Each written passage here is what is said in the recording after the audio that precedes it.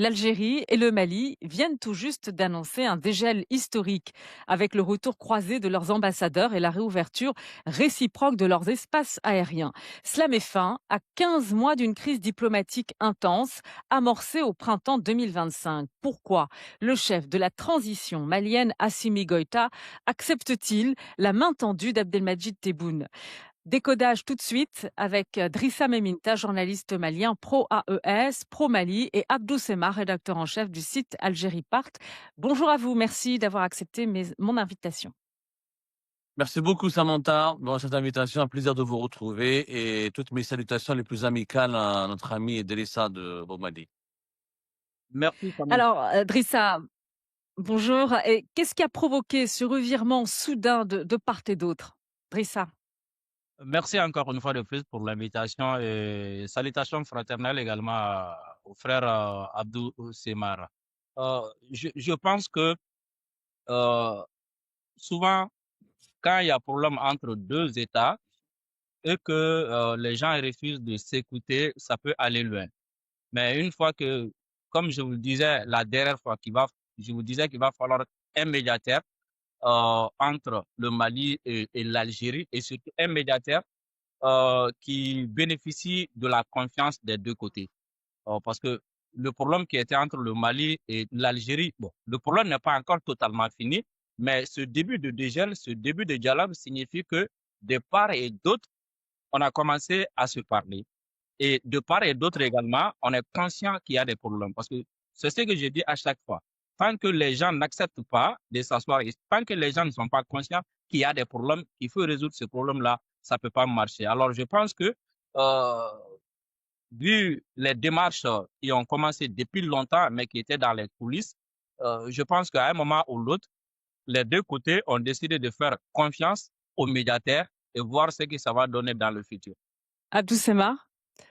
Samantha, d'abord, il faut qu'on se réjouisse. On doit se réjouir absolument en tant qu'Africains, en tant qu'Algériens et Maliens, enfin, un début de réconciliation qui était tant attendu après 15 mois, une quinzaine de mois. Nous avons calculé une quinzaine de mois de disputes, de divorces, de violentes tensions, ce qui était totalement contre-productif pour l'Algérie et pour le Mali à la fois. Il y a eu un effort de la part du régime algérien. Abdelmadjid Tebboune a compris enfin, je pense, qu'il fallait qu'il donne des assurances aux dirigeants maliens. Les dirigeants maliens avaient besoin d'assurance et il y a eu une médiation. Donc, Delis Salah en a parlé. Il n'a pas voulu citer peut-être l'identité de ce médiateur. On va échanger avec lui. Moi, de près ce que je sais, c'est qu'il y a eu deux types de médiation. D'abord, la médiation du gouvernement du Niger. La réconciliation entre Alger et Niamey a favorisé un petit peu l'intervention de Niamey pour faire l'intermédiaire entre Bamako et Alger. Et puis, nous avons des raisons informelles. Les fameux chefs de tribu au nord du pays, etc.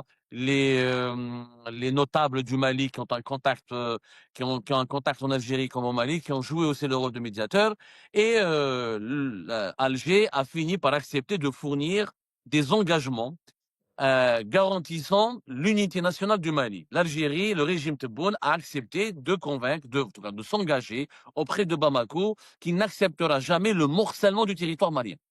Ça a été la principale revendication des dirigeants maliens. Et ils ont complètement raison de le demander.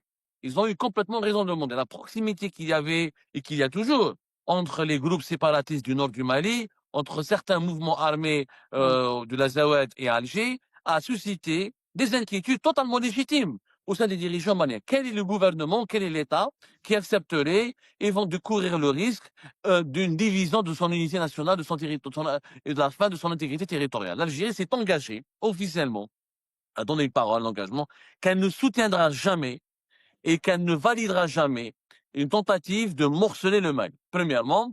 Deuxièmement, il y avait des raisons géopolitiques, économiques. Quand même, c'est un marché de 300 à 400 millions de dollars. Le marché malien pour l'Algérie, c'est un marché de 300 millions à 400 millions de dollars. Le régime Tebboune a bien vu que le Maroc a supplanté l'Algérie dans la région. C'était complètement dangereux. Nous, par exemple, on a tiré la sonnette d'alarme.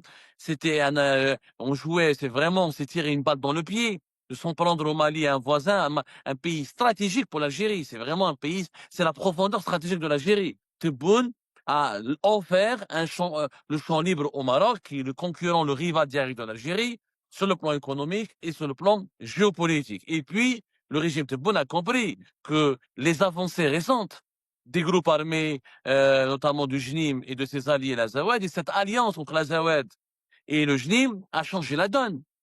Parce qu'au départ, Tebboune voulait, comprenait, ou essayait, il était complaisant à l'égard de ces groupes armés. Voilà, ils se battent pour leurs droits, il y a des minorités touareg qui sont réprimées, il y a les notables touareg en Algérie qui sont civilisés, Tebboune et son entourage, nos frères au Mali sont réprimés. Mais quand on fait alliance avec un groupe terroriste, fondamentaliste, là, ça met de la puce à l'oreille aux dirigeants algériens, et Tebboune a été pressé de faire cette réconciliation. Ce sont les deux principales raisons. Le premier point, sur les négociations, quelles sont vos informations? Le Niger est-il intervenu?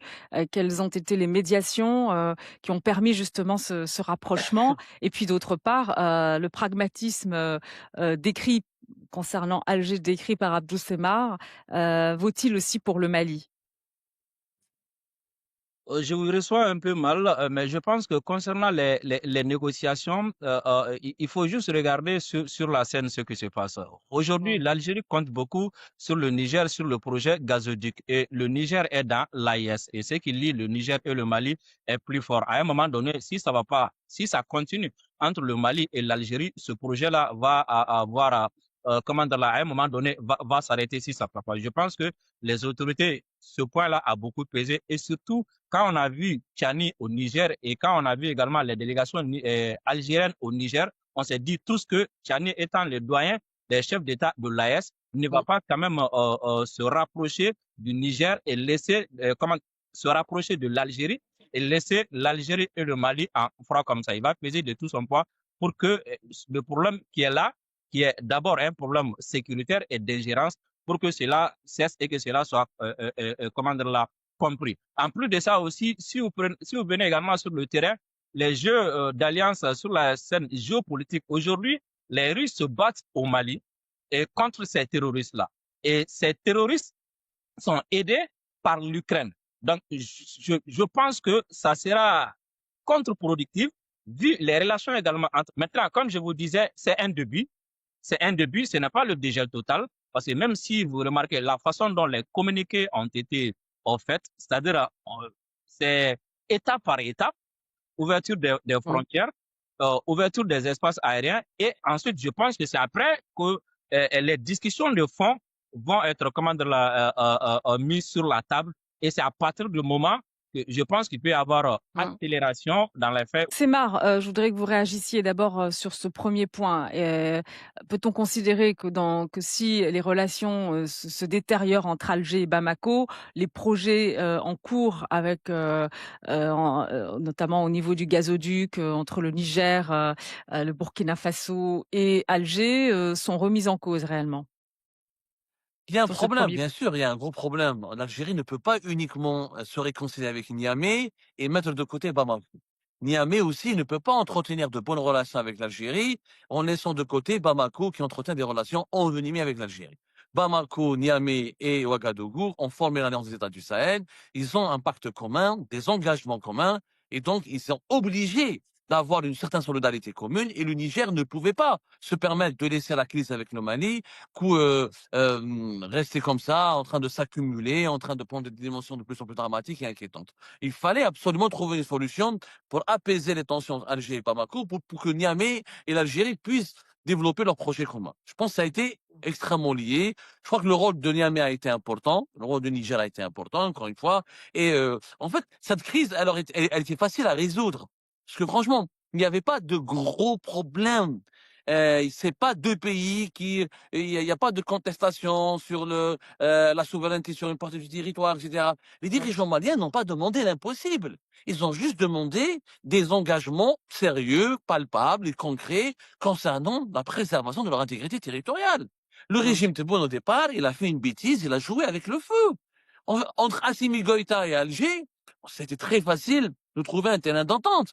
C'est un régime souverainiste, c'est un régime anti-impérialiste, anticolonialiste, etc., attaché, qui lutte contre les ingérences étrangères, qui veut lutter contre les groupes terroristes. Il y a beaucoup de valeurs communes. En réalité, on retrouve dans l'ADN politique du régime algérien les mêmes valeurs et certaines traits caractéristiques de l'actuel pouvoir malien. Donc, en réalité, il y avait beaucoup de points communs. Mmh. Mais Et malheureusement, le deuxième point, Abdou, évoqué par, Drissa Memintin sur le soutien présumé de Kiev, à l'offensive, terroriste, enfin à l'alliance de circonstances entre le JNIM et le Front de libération de l'Azawad, ce que nie Kiev, hein. Mais effectivement, il y a des soupçons de soutien là-dessus. Est-ce que c'est en mesure réellement de déranger, Alger? bon, il y a plus que des soupçons, il y a quand même ça a des faits qui ont été documentés. Il y a eu Mmh. même des documents, des photos qui ont été publiées, des informations plus ou moins détaillées, et cetera. Effectivement, après ces 2 grandes guerres, les Mmh. Ukrainiens en ont profité. Le savoir-faire ukrainien, il a aidé les groupes armés, séparatistes de certains mouvements armés du Nord.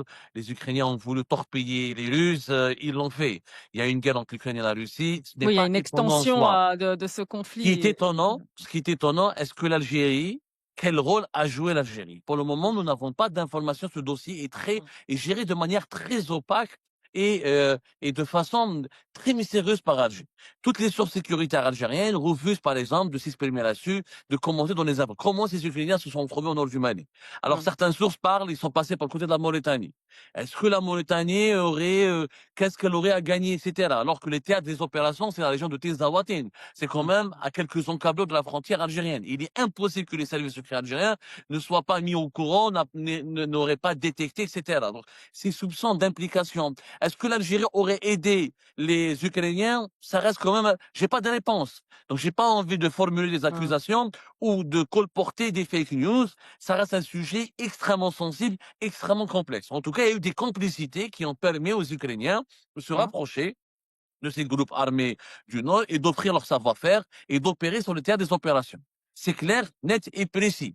Maintenant, il y a une grande divergence entre Alger et Moscou en ce qui concerne leurs interventions, l'intervention de leurs paramilitaires en Afrique. Mmh. L'Algérie n'est pas d'accord avec ce qu'a fait la Russie, les mercenaires russes avec Haftar en Libye et les mercenaires russes au nord du Mali. L'Algérie n'a pas été d'accord.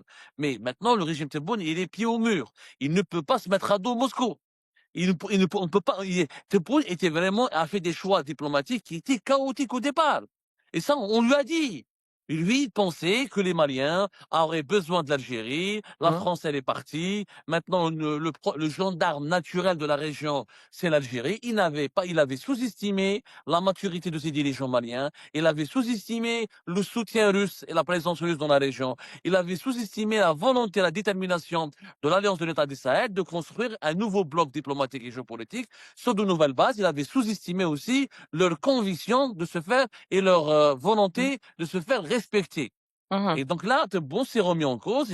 Il commence à tirer les leçons de ses erreurs. Avec la Russie, la même chose. On ne pourrait pas garantir, encore une fois, l'amitié algéro-russe. Elle a été grandement touchée et ébranlée par ces malentendus entre l'Algérie et le Mali et par les critiques de l'Algérie contre les paramilitaires russes en Libye. Et ça, ce rapprochement est-il, durable ou relève-t-il d'un calcul, politique, à votre avis? Je pense que vu les communiqués et vu l'accélération aussi des communiqués, je pense que ce rapprochement peut être durable. Parce que ce rapprochement ne vient pas du néant et c'est une nécessité. Alors, les deux parties sont conscients que sur le terrain, il va falloir faire des sacrifices et surtout à un moment donné, faire confiance aux médiateurs et se faire confiance pour pouvoir continuer. Parce que c'est une bonne chose pour les deux, non seulement pour les deux, mais c'est également une bonne chose même pour pour la sous-région et la sécurité sous-région. Donc, pour l'instant, je Mmh. pense que je crois comment dire là, au fait que ce rapprochement va continuer et va donner comment dire là, beaucoup de fruits positifs, mais ça peut prendre du temps. Parce que Mmh. lorsque la confiance est rompue, pour rétablir cette confiance-là, ça peut prendre du temps. Mmh. Juste, Drissa Meminta, ce rapprochement, signifie-t-il que, quelque part, l'étau se resserre aussi, sur le plan sécuritaire, hein, en raison de l'offensive, la menace du JNIM, allié, au Front de libération de l'Azawad, toujours, plus menaçant? Est-ce que du côté de Bamako, on se dit finalement que la stratégie, d'alliance, avec la Russie, reste insuffisante et qu'il vaut mieux aujourd'hui se réconcilier avec, le voisin algérien pour contrecarrer les plans de cette offensive? Non, je pense que aujourd'hui, ce n'est pas l'offensive des terroristes qui pèse. D'ailleurs, les terroristes, ils ont pris une défaite, une lourde défaite. Il y a beaucoup Mmh. de leurs commandants qui ont été neutralisés d'autres ont été blessés. Aujourd'hui, on parle du Yad Agali qui est blessé. Donc, je pense qu'aujourd'hui, sur le terrain, avec cette défaite-là, les terroristes et tous ces autres groupes armés, Mmh. comment dire, euh, euh, euh, comment cette défaite leur met dans une position de faiblesse Mmh. vis-à-vis comment dire, du Mali. Et je pense que même ailleurs, Non, mais c'est certain que l'armée malienne se bat sur le terrain, elle, engrange des victoires, des défaites aussi, et c'est de part et d'autre, Abdou Semar. Mais c'est vrai que c'est un on le Mali veut peut-être éviter l'enlisement. Le Mali doit éviter l'enlisement, mais l'Algérie, encore une fois, elle a les moyens sur le plan opérationnel d'aider le Mali. Mais est-ce qu'elle en a envie? Est-ce qu'elle est prête à s'impliquer dans le conflit malien? Je n'en suis pas sûr. Je pense qu'à l'heure actuelle, d'après les informations que nous avons pu, encore une fois, récupérer et recouper, c'est que la priorité pour l'Algérie, c'est que Bamako ne tombe pas. Mmh. C'est que Bamako ne tombe pas. Pour l'Algérie, une priorité. L'effondrement de l'État malien engagerait directement des menaces très sérieuses contre l'Algérie. Tebboune a fini par le comprendre parce que il y a eu un effort important de la part des responsables, des chefs de services secrets ou des militaires, et certains de ses conseillers pour lui expliquer qu'il y a un grand danger, que l'effondrement de Bamako ne signifie pas le départ de cette junte qui serait aussi dans l'Algérie. Ça veut dire que ça va créer un vide politique. On aura pour la première fois peut-être dans l'histoire de l'Afrique un gouvernement fondamentaliste, un régime fondamentaliste, une sorte de Daesh à l'africaine qui va s'installer aux frontières de l'Algérie, avec un risque d'infiltration au niveau du nord de l'extrême sud algérien. Et puis rien ne garantit aux autorités algériennes que ces groupes ou séparatistes ou fondamentalistes terroristes, ils vont se dire on a eu Bamako, pourquoi pas Taman al-Assad? Pourquoi pas Ain Gazzam en Algérie? Ou pourquoi pas le sud algérien? Et ça, ils sont nombreux au sein du régime algérien à avoir compris cette vérité-là. Donc la priorité, c'est que Bamako ne tente pas. Mais quel type d'aide l'Algérie est prête à fournir au Mali? Pour le moment, on n'a pas encore d'informations. Moi, j'espère, et je lance un appel, je demande aux autorités algériennes de aider militairement le gouvernement de Bamako. Mmh. C'est ce que je demande. Bien sûr, moi je le demande. Moi je pense que pour l'intérêt de l'Algérie, il faut absolument que le gouvernement actuel soit préservé. Mmh. Je Alors préfère justement, encore une Driss fois. Saméminta, ce serait quoi les prochaines étapes? On parlait, de de de l'avenir de ce rapprochement. Sur le plan sécuritaire déjà, premièrement, est-ce que ce rapprochement va relancer la coopération militaire, transfrontalière essentielle pour traquer les groupes terroristes qui s'affranchissent, des frontières? Je pense que ce qui est attendu déjà de notre côté ici de la société civile, c'est d'abord que l'Algérie comment de la surveille ses frontières à 100% pour empêcher que ces frontières-là ne soient pas des lieux de repli, des lieux de regroupement, des lieux comment de, de formation pour ces organisations qui nous attaquent aujourd'hui. Je pense que même avec ça, ça peut marcher. Si aujourd'hui, les trois groupes principaux qui attaquent le Mali, à savoir comment dire, le FLA, le DINUM et la CFR, si déjà l'Algérie peut se débarrasser de ces trois groupes ou empêcher ces trois groupes d'utiliser son territoire pour nous nuire ou d'utiliser sa diplomatie pour nous nuire, déjà, c'est un bon pas en avant. Maintenant, en ce qui concerne d'autres implications, je pense que ça va venir avec le temps. Déjà, actuellement, sur le terrain, ce que l'Algérie peut faire, c'est d'empêcher que le FLA, le DINIM et encore la CFR, ces groupes-là utilisent l'Algérie pour nuire au Mali. Une fois que comment dire là, ces frontières sont sécurisées et que ces gens-là n'utilisent pas l'Algérie pour replier, s'organiser et venir attaquer au Mali, je pense que c'est déjà un très grand pas pour cette coopération. Abdou Semar? Je partage l'avis de Délissa. Je pense que déjà, c'est l'Algérie s'éloigne ou prenne ses distances vis-à-vis de ces groupes armés indépendantistes, etc., ou qu'elle arrête de flirter politiquement avec eux, parce qu'officiellement, l'Algérie ne fournit aucun armement. Hein. Faut être tout à fait sincère, il n'y a aucun soutien financier ou logistique. Il y a une proximité politique, parce que l'Algérie, elle tient à l'accord d'Alger, le fameux accord d'Alger de 2015, où l'Algérie voudrait que les militaires maliens, que l'armée malienne accepte de dialoguer autour de la même table et accepte de redistribuer les cartes politiques du Mali en associant ses forces politiques ou ses forces armées ou ses groupes armés, etc. Mais il n'y a pas de soutien logistique. Peut-être maintenant, S'il y a des armes qui sont lancées par le territoire algérien, on n'en a pas la preuve, on n'en sait rien. Et on sait en tout cas de l'autorité publique que les armements, l'arme ou les équipements transitent ou viennent davantage de la Mm. Libye. Maintenant, il y a un passage depuis l'Algérie ou par le Niger, c'est totalement envisageable, mais il n'y a pas de complicité avérée du régime algérien dans l'approvisionnement en armement de ces groupes armés. Mais il y a une Hein. proximité politique. Je pense que l'Algérie aussi va exiger au Mali de prendre ses distances vis-à-vis du Maroc. Ça, c'est la priorité de l'Algérie, c'est d'éviter que le Mali tombe dans le giron marocain. Donc, est-ce que il y aura une réciprocité, genre, vous vous éloignez du Maroc, nous, on vous renvoie l'ascenseur en coopérant militairement, vous fournissant des armes et des munitions, etc. Je pense qu'il y a un deal qui doit être négocié. Il y a Pensez certainement que un c'est deal qui va être possible, à négocié. Drissa Meminta, que Alger fasse pression sur Bamako, dans la mesure où Bamako a quand même reconnu le Sahara marocain et a franchi un pas diplomatique avec un point de non-retour sur cette question. Non, je pense que c'est impossible parce que déjà, si le Mali et l'Algérie se rapprochent, chacun doit respecter la souveraineté et l'indépendance de l'autre. L'Algérie est libre de traiter avec la France, alors que le Mali a des problèmes avec la France. Le Mali aussi peut traiter avec le Maroc. Les relations entre États, un État ne peut pas dire à un autre État, bon, je m'entends pas avec cet État, toi, faut pas t'approcher de cet État. Ça ne peut pas marcher. Les relations entre le Maroc et le Mali, comment dirais-je, ne regarde pas l'Algérie, comme les relations entre l'Algérie et la France ne regardent pas le Mali. Ce qui est important entre le Mali et l'Algérie, c'est que les deux pays se respectent, les deux pays, que l'un ne s'ingère pas dans les affaires intérieures de l'autre et que l'un ne soutienne pas des assaillants contre l'autre État. Et à partir de là, je pense que tout peut continuer. Sinon, dire au Mali, bon, on va se rapprocher de vous, on va réchauffer nos relations, mais vous ne parlez pas à tel pays ou vous parlez pas à tel pays, je pense que ça ne marchera pas. Mmh. Alors, on sait que tout à l'heure, au début de ce podcast, Abdou Semar évoquait la nécessité pour Alger de maintenir un lien avec, de renouer en tout cas les liens avec Bamako. Mais du côté de Bamako, Drissa Meminta, est-ce que la volonté de revitaliser les relations signifie que la transition malienne réalise qu'elle ne peut pas se passer totalement de son voisin, grand voisin du Nord? Je pense que le Mali n'a jamais dit, la transition n'a jamais dit à quelqu'un qu'elle n'a pas besoin d'Algérie ou qu'elle n'a pas besoin d'autres pays. Les autorités maliennes, qu'est-ce qu'elles ont dit?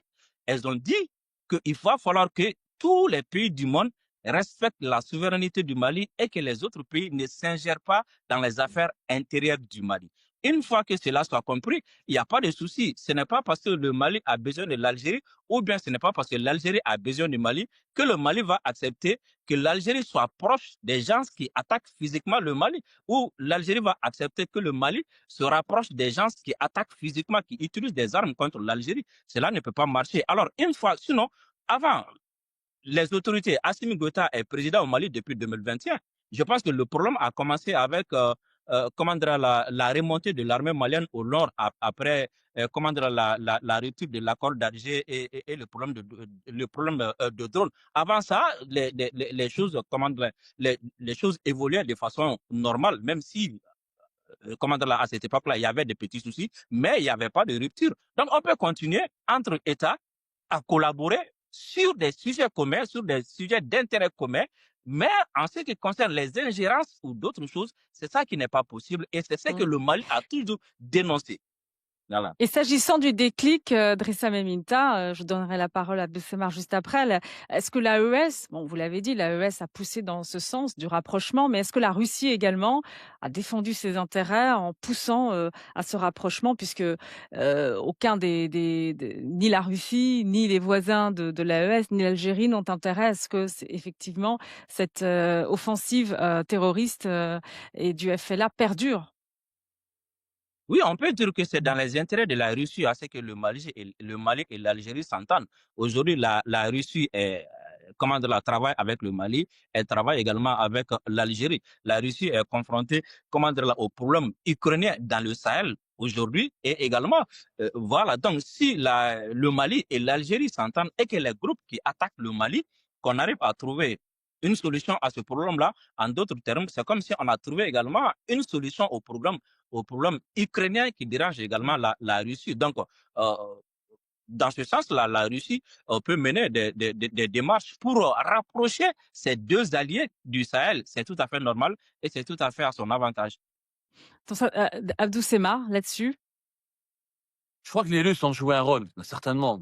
Il était très difficile, encore une fois, je l'ai dit tout à l'heure, de maintenir des bonnes relations entre Alger et Moscou.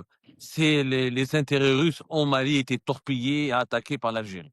Il était très difficile, encore une fois, pour l'Algérie de garder cette amitié, conserver, de préserver cette amitié avec la Russie, étant donné que la Russie est impliquée dans le conflit malien. Il y a des morts russes. Ça, il y a des Russes qui sont morts au Mali. Il y a des Russes qui ont été tués, assassinés, neutralisés par les groupes armés du Nord ou par le JDIM. Donc c'est une guerre. Donc la Russie, elle est impliquée militairement ici. Donc il y a des morts russes. Donc l'Algérie ne pouvait pas Mais rester cela pose indifférent à aussi ça. la question de l'engagement russe sur le terrain. Il y a un engagement sur le plan logistique, sur le plan des équipements militaires, un soutien à l'armée malienne, effectivement, mais sur le terrain, en termes d'effectifs humains, la Russie n'a pas annoncé de renforts particuliers, n'a certainement peut-être pas l'intention non plus d'en annoncer des renforts humains. Non, mais elle aura jamais l'intention d'annoncer quoi que ce soit, puisque c'est pas un soutien officiel. C'est officiellement un soutien officieux. Et ça passe par un groupe de paramilitaires qui n'est pas rattaché officiellement à l'État russe. En tout cas, pas de lien direct ou institutionnel. Pas un lien institutionnel. Mais on sait tous que la Russie, elle est impliquée. Il y a des engagements, et l'ambassadeur de Enfin, Russe à Bamako, il le de- dit, il exprime là-dessus, hein. depuis la transformation de l'ex-Wagner en Africa Corps, on sait que Africa Corps est lié directement au Kremlin aujourd'hui, c'est Oui, oui, officiel. absolument, absolument. On Donc, est directement au Kremlin. Sauf que c'est un lien, c'est une tutelle, mais c'est pas un lien institutionnel. Mmh. C'est plus des relations d'affaires entre l'État malien et Africa Corps qu'avec l'État malien. Voilà, c'est un mécanisme Donc finalement, sournois. Drissa Meminta, le timing de ce rapprochement pose quand même certaines questions. Est-ce que ce n'est pas les réalités du terrain? Est-ce que finalement, ce n'est pas Alger, Abdou Semmar, qui possède les clés pour désamorcer cette offensive terroriste? On prête à l'Algérie beaucoup d'influence et on fantasme beaucoup sur le rôle de l'Algérie. L'Algérie, aujourd'hui, en réalité, elle est dépassée par les événements. Il y a eu des erreurs désastreuses qui ont été commises par le régime Tebboune dans le dossier malien. Cette quinzaine de mois, elle a favorisé le lobby marocain au Mali. Cette quinzaine de mois, elle a, franchement, les dégâts, il faut réparer les dégâts, hein. Il y a eu des dégâts très graves dans les relations algéro-maliennes. On va pas, rappelez-vous des séquences à l'ONU, les diatribes, les insultes, les invectives. Les relations ont été marquées. Il y a des blessures qu'il faudra d'abord penser. Maintenant, l'Algérie, elle est dépassée. Parce qu'on se réconcilie avec Bamako.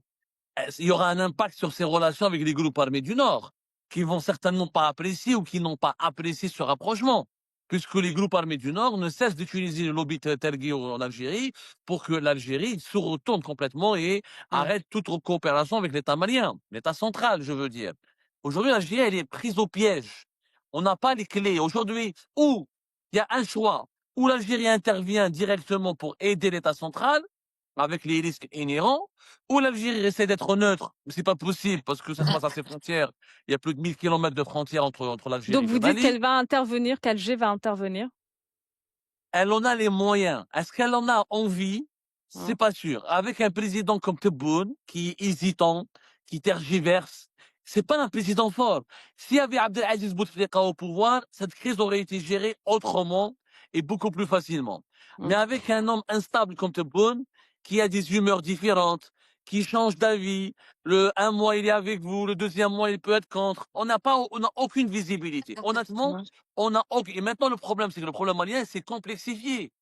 Il s'est vraiment complexifié. Mmh. Aujourd'hui, les groupes armés ont beaucoup avancé. Je suis d'accord avec Alors vous Drissa. l'avez dit, ce rapprochement, il intervient au terme, c'est vrai, d'une relation complexe, hein, les relations qui ont basculé Drissa Meminta en avril 2025 après la destruction d'un drone malien par l'armée algérienne à la frontière à Tinzaouatine. Tout cela sur fond d'abandon aussi des accords d'Alger signés en 2015. Comment ces deux voisins historiquement proches et liés ont fini par sceller la rupture avant ce dégel là que l'on observe? Et je pense que la rupture est venue du fait que les autorités algériennes avaient misé bien sûr sur le mauvais cheval. C'est-à-dire, c'était d'imposer leur agenda aux autorités maliennes, obliger les autorités maliennes à s'asseoir avec comment dire là, des groupes terroristes pour discuter, revenir sur les accords d'Alger et surtout mettre les Russes dehors parce que Mm. à travers quelques sorties de Tebboune et de Attaf, on a compris que la présence des Russes au Mali dérangeait l'Algérie. Alors le problème est parti de là parce que le Mali est un pays souverain. On ne peut pas obliger le Mali à négocier ou bien à s'asseoir avec des terroristes qui nous attaquent. Si le Mali décide de combattre les terroristes, un État qui est ami ou voisin du Mali doit aider le Mali à combattre ces terroristes-là et non vouloir obliger le Mali à négocier avec eux. En ce qui concerne les accords d'Alger, si on aura l'occasion, comment dire là, un jour on va s'asseoir pour en parler. Il y avait beaucoup de choses dans l'accord d'Alger qui ne marchaient pas, qui ne pouvaient pas marcher. Mais malgré tout, les autorités maliennes voulaient continuer avec ça. Mais une fois que vous avez des accords avec un groupe et que ce groupe s'allie avec des terroristes pour venir t'attaquer, les accords ne vont plus tenir. C'est comme ça que les accords ont été déchirés après que le CSP à l'époque, qui était la SEMA, qui est devenue CSP et qui est aujourd'hui FLA, s'est allié avec le djinn pour empêcher l'armée malienne de monter sur Kidal. Et c'est après ça que les accords ont été déchirés. Et c'est là que l'Algérie est intervenue pour que le Mali revienne sur ça. Ça, c'était pas comment dire là, possible. Ensuite, il est venu le moment où l'imam Diko est parti en Algérie, ça a également envenimé les choses. Et surtout quand l'ex-SEMA, qui est devenu CSP, qui a été défait sur le terrain, que Al-Gabas Intala est parti en Algérie faire ses tournées, faire des mobilisations là-bas. Et ça aussi, ça a contribué à envenimer la situation. Et le dernier acte, c'était la destruction du drone malien qui était vraiment un acte inamical. Donc, c'est comme ça que la rupture est venue. Donc, si aujourd'hui, l'Algérie accepte de ne plus s'ingérer dans les affaires intérieures du Mali, de prendre ses distances avec les groupes terroristes ou bien, comment dire là, d'autres groupes, de ne pas vouloir imposer, comment dire là, ces agendas au Mali, on peut en discuter et voir, et surtout que si l'Algérie continue de faire ça et accepte de faire ça, on peut aller loin. Mais une fois que l'Algérie va revenir sur ça, vous allez voir, ça va encore repartir en Alors, couille. vous évoquiez le CSP, c'est le cadre stratégique permanent, Stratégique permanent. aujourd'hui remplacé par le Front de libération de l'Azawad. Mais Voilà. justement, puisque vous avez évoqué le cas de l'imam Diko, qui a trouvé asile en Algérie, Abdou Semar, c'est vrai qu'Alger a historiquement recueilli des dirigeants politiques, des représentants des groupes signataires des accords d'Alger. Que signifie ce dégel pour les personnalités politiques d'opposition qui trouvent refuge en Algérie, pour l'imam Diko d'ailleurs? Je pense pas que l'Algérie va expulser l'imam Mahmoud Diko, mais elle va lui demander de se calmer. Elle va essayer de lui demander de se mettre à carreau et de réduire ses activités. Peut-être elle va lui demander de s'absenter momentanément d'Alger, de partir quelque part et de revenir après. Mais elle va pas l'expulser. Mais c'est clair que je suis d'accord avec Delissa. Tebboune, il a misé sur Mahmoud Diko, clairement au départ. C'était été une erreur stratégique. Il pensait que Mahmoud Diko pouvait mobiliser la rue, etc., pour faire tomber le gouvernement, le régime de transition et Assimi Goïta. Et ça a été un pari perdant. Et moi, rappelez-vous, je l'ai toujours dit, j'étais parmi les rares voix algériennes qui osaient dire, mais on va pas accueillir Mahmoud Diko. Alors que le Mali, un pays voisin, traverse une crise politique importante. Il faut dialoguer, il faut soutenir ce gouvernement de transition et voir leurs intentions et dialoguer avec eux. Parce que quand même, l'armée malienne, ça reste une institution. On a privilégié une personnalité religieuse au passé trouble d'ailleurs, avec une opposition très controversée. Ça n'a pas marché. C'est une nouvelle remise en cause de la part de Tebboune. Est-ce que Tebboune irait jusqu'à abandonner Mahmoud Dickou? Je ne le pense pas. Il faut savoir que le Tebboune est très malin et très rusé. Et c'est pas quelqu'un qui qui est stable dans ses décisions. C'est pas quelqu'un qui est cohérent tout le temps dans ses décisions. Là, il a été poussé, il a compris Mais que justement, mais il y que a un signifie, danger. à votre avis, ce rapprochement, ces signaux de rapprochement entre Alger et Bamako, concernant la restauration de l'intégrité territoriale du Mali aujourd'hui, Drissa Meminta? Je pense que ce rapprochement, pour nous, est synonyme comment dire là, de non-ingérence de l'Algérie dans les affaires intérieures du Mali et surtout de ne plus comment dire là, entretenir ce lien avec ces groupes qui déstabilisent, avec ces groupes qui perturbent aujourd'hui l'intégrité territoriale du Mali. Et c'est là où je dis, c'est là où l'Algérie est attendue. C'est là où l'Algérie est attendue. Quelles vont être ces relations futures avec ces groupes-là? Est-ce qu'on va continuer à voir les Al-Gabas et Intala et autres là se promener en Algérie facilement et venir Donc, attaquer si au on vous Mali? suit, Drissa Minta, vous dites, ça revient à la question que je posais tout à l'heure, vous dites qu'Alger, finalement, a une clé pour désamorcer la situation, Abdou Semar. Vous disiez le contraire tout à l'heure. Non, mais elle a une clé. Mais ça ne veut pas dire que l'Algérie, si elle prend ses distances vis-à-vis des groupes armés du Nord, ça ne veut pas dire que militairement, les groupes, l'armée malienne pourrait recouvrir toute son intégrité territoriale et éliminer ces groupes-là en un laps de temps record. Non, Mmh. sur le plan logistique, ces groupes armés sont déjà puissants. Ils n'ont pas besoin de l'Algérie réellement. C'est ce que je voulais Mmh. dire par là. Sauf si maintenant il y aurait un changement radical de la situation, si on voit des opérations militaires communes entre l'armée algérienne et l'armée malienne. Ça, oui. Est-ce que l'Algérie irait jusqu'à cela? Je ne le pense pas. En Mmh. fait, Tebboune, il joue avec le feu. Il ne veut pas prendre parti, ni pour Bamako, ni pour les groupes du Nord. Il Mmh. essaye de ménager les uns et les autres et de tisser des liens d'amitié avec les uns et les autres. Il veut être l'arbitre entre les uns et les autres. Voilà ce qu'il veut, Tebboune. Mmh. Alors, dernière question, Non, c'est sur le plan j'aimerais ajouter politique. quelque chose. Oui. J'aimerais juste ajouter quelque chose, Samantha. C'est-à-dire, si dire que l'Algérie a la clé ne veut pas dire que l'Algérie a la clé militaire ou économique pour résoudre la question. Dire que l'Algérie a la clé, c'est quoi? Parce que l'Algérie a posé des actes qui étaient nuisibles à la résolution de la crise. Une fois que ces actes-là cessent, la solution va être facile à trouver, même si elle ne s'implique pas forcément militairement. C'est ça que je voulais dire, quoi. Mmh. Alors, j'ai une dernière question sur le plan politique. Avec ce dégel, Assimi Goïta préserve-t-il son pouvoir et sa transition? Ou à terme, faut-il s'attendre à un changement au Mali?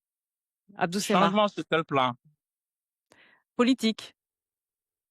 Je pense Abdou Semar, pas, je Samantha, je vais... pense pas qu'il y ait un lien, un impact important sur le dégel entre les relations entre Alger et Bamako sur l'avenir d'Assimi Goïta. Assimi Goïta joue son avenir sur le front interne. S'il Mmh. arrive à protéger Bamako longtemps, s'il repousse les assauts militaires, les assauts des groupes armés, des groupes séparatistes, des groupes terroristes, il restera certainement longtemps au pouvoir et il sera le héros qui aura préservé la sécurité et la stabilité du pays. S'il échoue dans cette mission, il sera condamné à être éjecté et peut-être même à fuir à l'étranger et ça finira très très mal pour lui. L'avenir de Assimi Goïta est vraiment lié à la situation interne au Mali et non pas aux dynamiques des relations externes du Mali avec ses voisins, avec ses Mmh. partenaires étrangers. Drissa Minta, quelles sont les perspectives justement de règlement de la situation sécuritaire au Mali de votre point de vue, Assimi Goïta parviendra-t-il à se maintenir? Est-ce que vous êtes d'accord avec l'analyse d'Abdou Semar? Je suis d'accord avec Semar. Le maintien de Assimi Goïta va dépendre de ce que Assimi va apporter aux Maliens comme solution à la crise, c'est-à-dire l'amélioration des conditions de vie, arriver comment dire là, comment dire là, à circonscrire à cette crise et surtout continuer à protéger le Mali et à défendre les intérêts des Maliens et non à la relation Mali, comment dire là, Algérie. Maintenant, après ce rapprochement-là, vous voyez sur le terrain, comment dire, l'armée continue de bouger, l'armée continue de frapper. Je pense que ce qu'on attend ou ce qu'on risque de voir qui peut, comment dire là, contribuer à apaiser davantage, ça serait, comme je le disais tantôt, ça serait le traitement qui sera réservé aux dirigeants de ces groupes armés Mmh. et Mmh. surtout à leur mouvement dans les et sur les frontières. Mmh. Alors, il C'est faut ça pas qui va oublier typique. aussi qu'il y a une frontière commune importante avec une interdépendance économique des populations de part et d'autre de la frontière. Peut-être que ce dégel aussi, ça augure une bouffée d'oxygène sur le plan économique pour le Mali qui fait face à un blocus de carburant, par exemple, consécutif à l'offensive du JNIM et du FLA.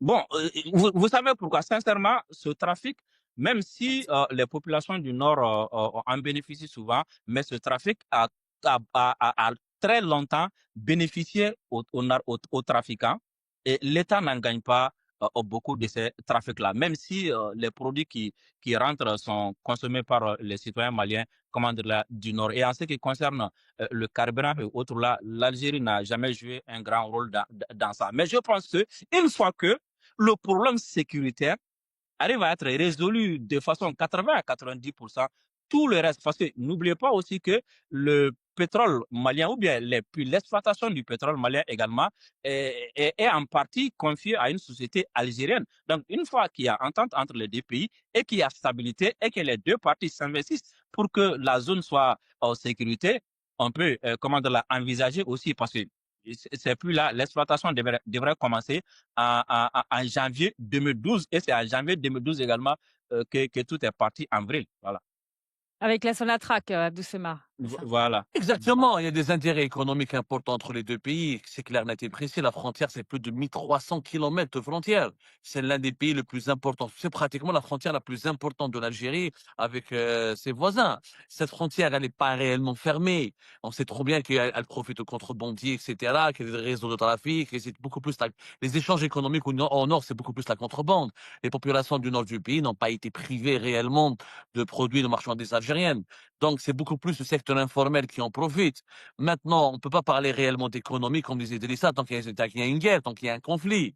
La guerre, elle est antinomique avec le business. Il faut qu'il y ait une stabilité, une stabilisation de la situation sécuritaire, ensuite une feuille de route politique qui permettrait par la suite de relancer tous les projets économiques. Mais pour le moment, on en est loin. Malheureusement, on en est loin. Merci beaucoup Abdou Semar. Merci infiniment également Drissa Meminta pour ce podcast, vos analyses. Et merci à vous. Je passe la main à la communauté. Pourquoi ce revirement d'Assimi Goïta et d'Abdelmadjid Tebboune? J'attends vos commentaires. N'oubliez pas de vous abonner à ma chaîne. Prenez soin de vous. À très bientôt. Vous êtes invité au Mali. Je l'espère.